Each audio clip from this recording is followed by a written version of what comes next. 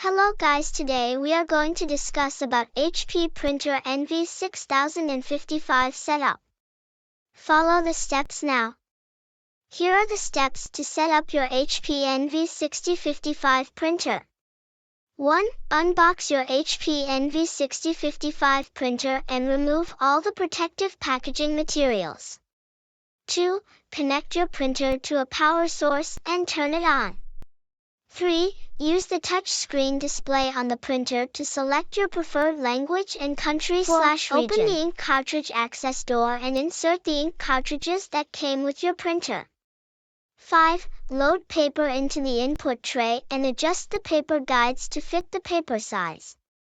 6. Follow the instructions on the touch screen display to connect your printer to your Wi-Fi network. 7. Download and install the HP Smart app on your computer or mobile device. 8. Follow the on-screen instructions to set up your printer using the HP Smart app. That's it. You should now be able to print from your HP NV6055 printer. If you have any other questions or concerns, feel free to ask.